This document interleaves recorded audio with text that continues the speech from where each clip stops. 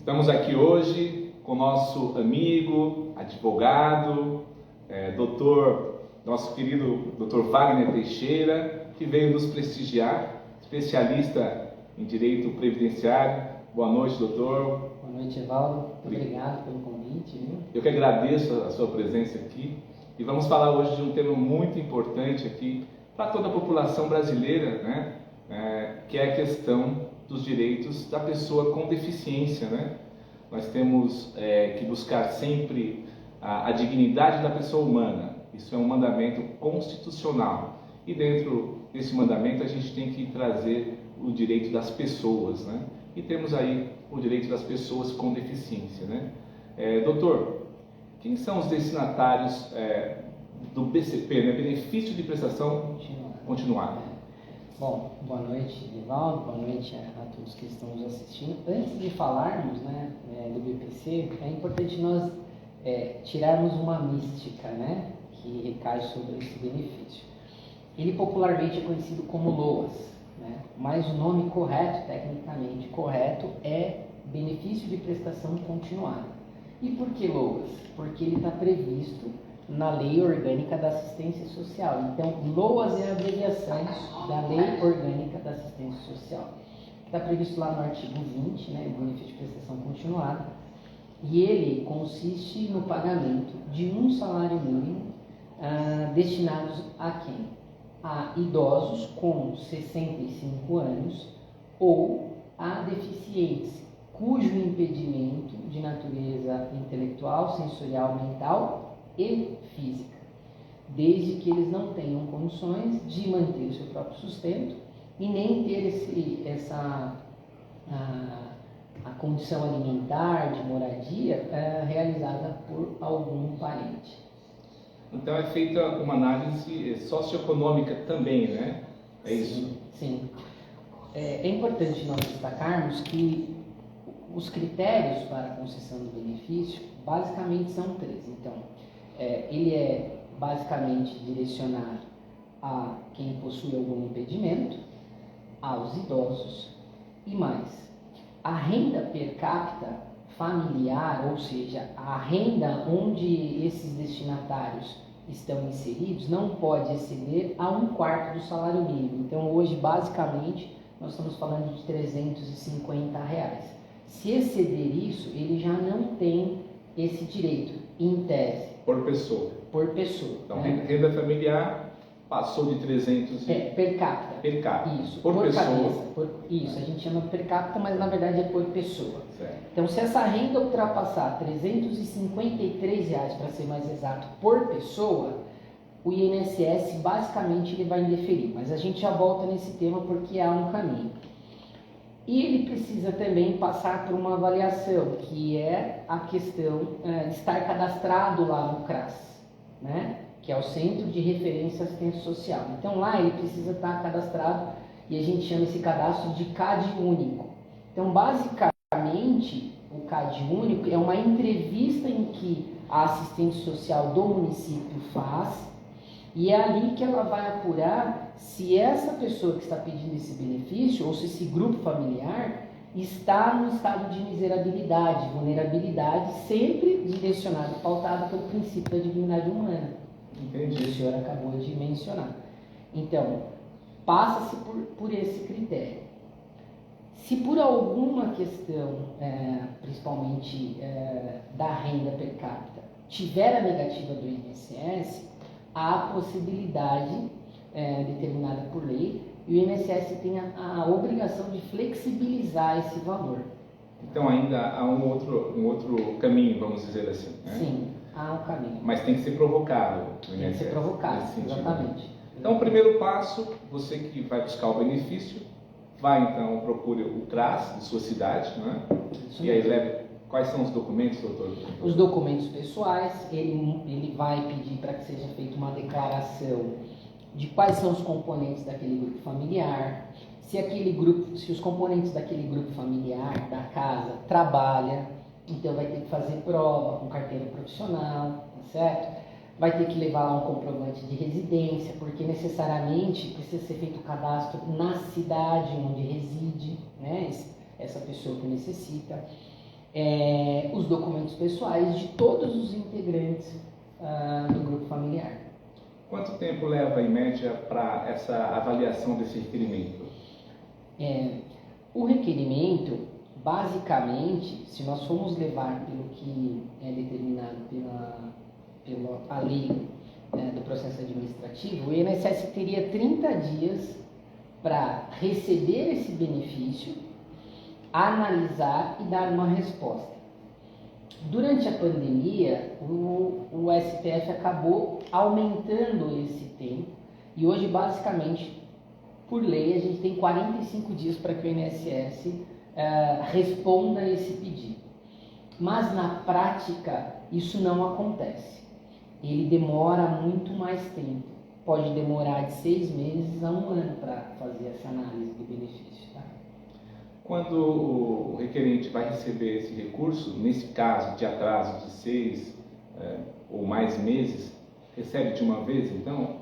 Como é que funciona isso? Essa é uma excelente pergunta, porque quando a gente dá a entrada no benefício, você faz pelos canais, seja pelo aplicativo do meu INSS, seja na agência do INSS, agência física, quando você dá a entrada, aquele dia que você deu a entrada, fica registrado, nós chamamos tecnicamente de DER, que é a data de entrada do requerimento. Então, quando você dá a entrada, você tem um marco inicial, que é a DER. E o INSS leva esse período de 6 meses, 5 meses, 4 meses. Quando ele reconhece o direito do segurado, ele retroage o pagamento desde a DER. Tá? E quando isso é feito na via administrativa, ele reconhece o direito, no mês seguinte você recebe o valor inteiro, sem limite, como é na Justiça Federal, que você tem lá 60 salários mínimos ou precatório, né? Ele fica acumulado e você recebe de uma vez. Então, demorou 6 meses, os 6 meses, de uma vez, no mês seguinte, já está recebendo. Exatamente. O doutor falou de impedimentos, né? Que tipos de impedimentos da pessoa com deficiência? Esse é um tema bastante importante, né? Porque o LOAS, a Lei Orgânica da Assistência Social, que previu o BPC, ela foi instituída em 1993. Em 2012, nós tivemos uma lei federal que trouxe os direitos dos portadores de TEA, né? Que é o transtorno do espectro autista. E aí existia um confronto, porque na Lei Orgânica da Assistência Social previa somente deficiência física e mental. E o TEA não era considerado, à época, algo que pudesse trazer ou pudesse ser encaixado nessa Lei Orgânica da Assistência Social. Pois bem, a legislação evoluiu bastante. Em 2015, a Lei 13.716 de 2015, que é o Estatuto da Deficiência, ele vem e conceitua o que é deficiência, abrangendo outros tipos de patologia. Então, basicamente, se tinha que deficiência era atrelada a uma questão física. Olha só. E hoje, a deficiência ela é um conceito muito mais abrangente, porque lá na lei do Estatuto da Deficiência diz que deficiência é um impedimento a longo prazo de natureza intelectual, sensorial, mental e física. Então isso é uma evolução bastante importante, porque começou então a abranger outros tipos de patologia. E aí, em meio a essa abrangência, você tem hoje os portadores de transtorno de espectro autista, os portadores de síndrome de Down e outras patologias de cunho sensorial, né? Aqueles que te traz, por exemplo, deficiente visual, deficiente auditivo, né? Cadeirantes de uma maneira geral. Então hoje essa lei ela é muito mais abrangente, está muito mais alinhada com o princípio da dignidade humana, né? E é uma evolução extremamente importante, né? Que essa lei, em conjunto com outras leis, como por exemplo o Estatuto Estadual de São Paulo, que atribui ainda mais direito para as pessoas com impedimentos a longo prazo. Isso é muito importante, porque você pega uma família carente, que está no estado de vulnerabilidade, num passado recente, se fosse cadeirante teria direito, mas se tivesse espectro autista não teria direito, né? E ainda assim é importante ressaltar que ainda assim o INSS em algumas questões nega. E aí, obviamente, a gente precisa ingressar com ações no Poder Judiciário para reconhecer, porque existe uma lei federal e a lei, nós sabemos, tem que ser cumprida. cumprida. Uma vez alcançado o benefício, é possível que haja a perda desse benefício? Então, como é que funciona isso? O benefício de prestação continuada, ou LOAS, como ele é conhecido, só tem uma maneira de você, do segurado, perder. Quando ele recebe esse LOAS, se o atestado médico que foi juntado ao laudo médico constar que é um impedimento de longo prazo, a depender do CID, que é o Código Internacional de Doença, o próprio INSS, por meio da perícia médica, vai perceber que aquela patologia é uma patologia que não tem evolução, porque a medicina não apresenta uma solução. Então, a lei determina que de 2 em 2 anos o INSS pode convocar esse segurado para uma reavaliação. Dependendo do caso, isso não vai acontecer. A única maneira que se tem de perder esse benefício porque no mesmo prazo de 2 em 2 anos, ou de ano em ano, o INSS pode pedir para fazer a prova de vida. A prova de vida, como o próprio nome diz, é a necessidade que o INSS tem de saber se o segurado que está recebendo aquele benefício, se ele está vivo ou não. Então ele precisa fazer prova de vida, ou por meio do banco, onde ele recebe o benefício, porque o saque é uma demonstração, ou indo até uma agência, para que o INSS olhe e fale, não, realmente está vivo, mantém o benefício. Se ele não fizer a prova de vida, o benefício pode ser cessado. Mas você, através de uma ação de reestabelecimento de benefício, você consegue... Pode reaver. Pode reaver, inclusive com o pagamento dos atrasados. Outra coisa, numa família que tenha 2 pessoas com deficiência, é possível que os 2 recebam benefício? É uma excelente pergunta. Essa é uma das dúvidas mais recorrentes que a gente responde lá no escritório. A lei estabelece que tem que ser 1/4 do salário mínimo como critério para concessão.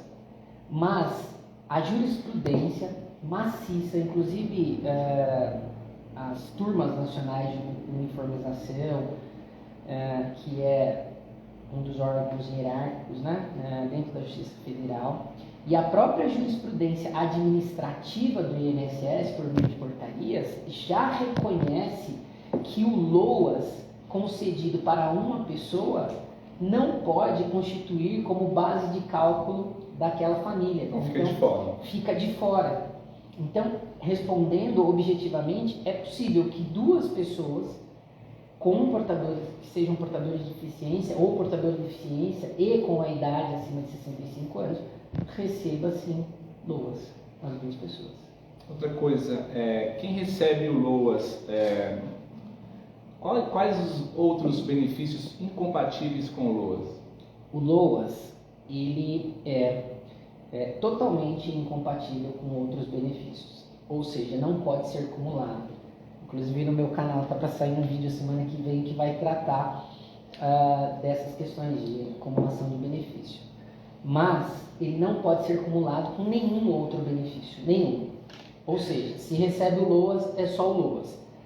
Caso essa pessoa que receba o LOAS, e é muito comum, por exemplo, um idoso, se o idoso implementar alguma condição para receber um outro benefício do INSS, por exemplo, uma pensão por morte. Vamos imaginar que uma família tenha uma pessoa que receba o LOAS e o outro está na iminência de aposentar, tem qualidade segurada, contribui para o INSS, ele falece. Então, essa pessoa vai ter direito à pensão por morte.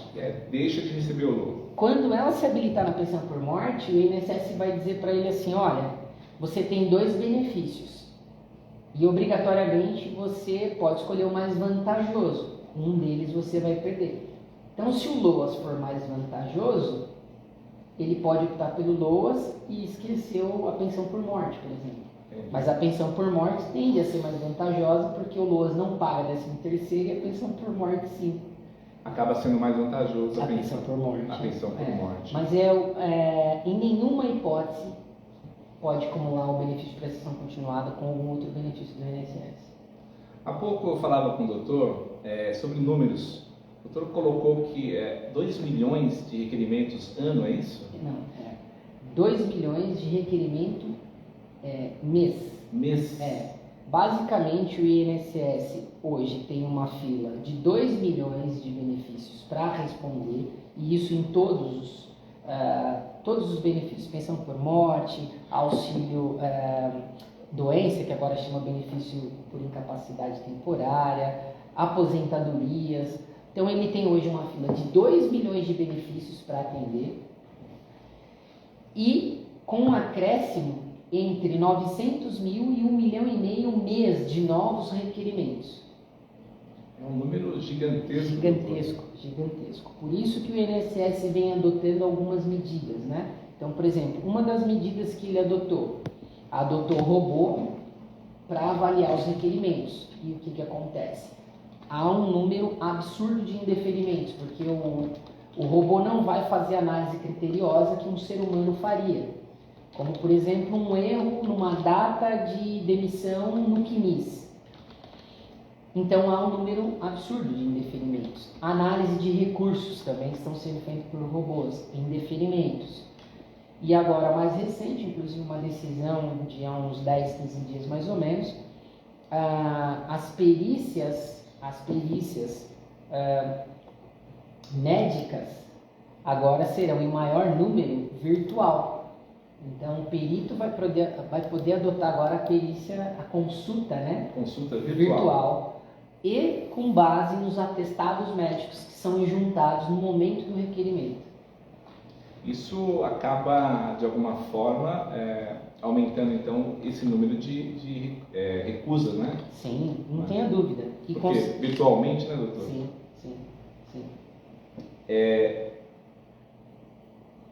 Nós temos a impressão que, falando agora da questão do autismo, há uma impressão popular que aumentaram os casos, né?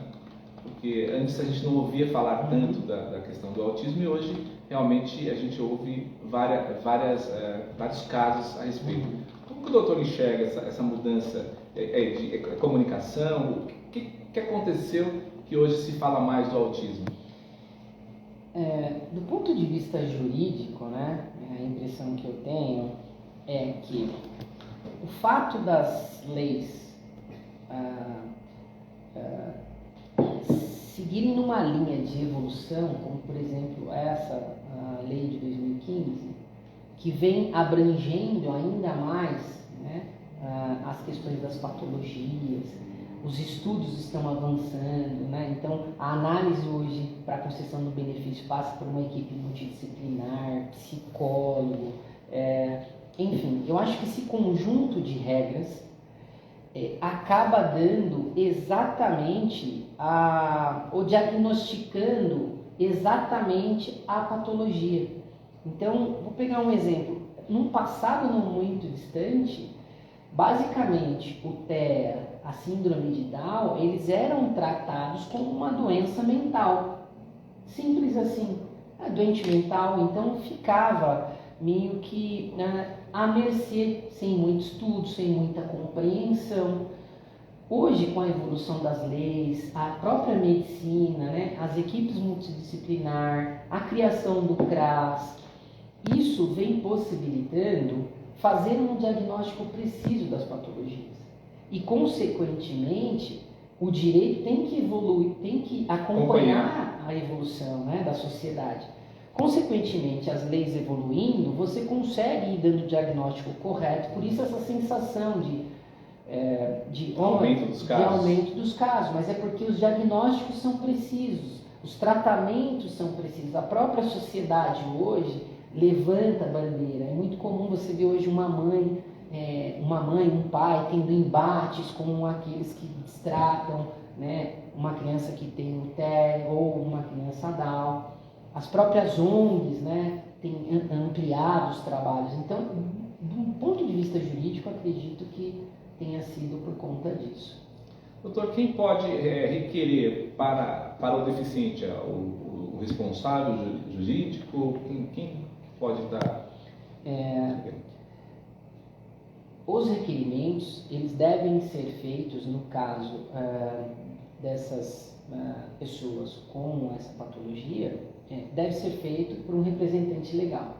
É claro que em alguns casos, se essa patologia for uma patologia muito severa, incapaz dessa pessoa responder por si, necessariamente, até como sugestão, é necessária a interdição.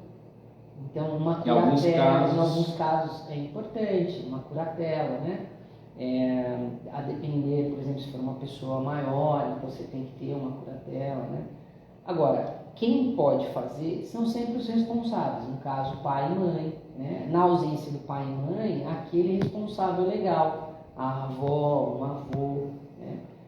Às vezes o INSS ele pode criar alguma questão ali de falar, bom, mas e o representante? Não é o genitor? Não. Quem é? É a avó, materno, paterno, avô. Não tem representação legal, não foi definido ainda. Pode ser que ele crie esse impedimento na via administrativa. Mas o Poder Judiciário está aí para isso, né? Havendo a negativa do INSS injustificada, tem que procurar o Poder Judiciário. Existe uma variação entre municípios no tempo da concessão do benefício ou não? Não. Num passado bem distante, lá quando eu iniciei minha carreira, o INSS era basicamente regionalizado, né? Então era muito comum a gente se deslocar de uma região para outra, porque a gente tinha notícia de que numa agência era mais rápido, né? Eu mesmo já cheguei a viajar para Pouso Alegre, saí daqui de madrugada e consegui uma aposentadoria no mesmo dia. O INSS começou a perceber, né, que alguns municípios tinham esses movimentos. Então ele criou a fila única. Então hoje, no sistema do INSS, até por conta da digitalização de todos os procedimentos, hoje eu dou entrada num requerimento numa agência local, por exemplo aqui em Carapicuíba, mas qualquer unidade do Brasil vai julgar. Então, o benefício pode ser concedido por uma agência ou por um servidor de matrícula do Rio Grande do Norte, por exemplo. Então, não há mais esse movimento, né? Você coloca no sistema e é uma fila única para o país inteiro.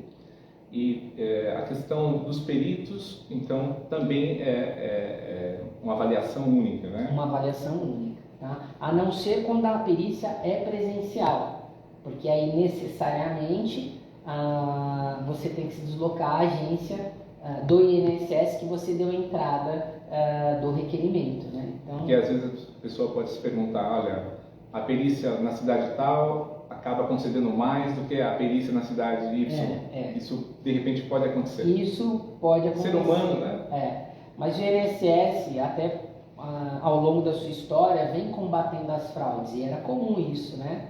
Então, se estabelecia um contato muito próximo com o perito, né?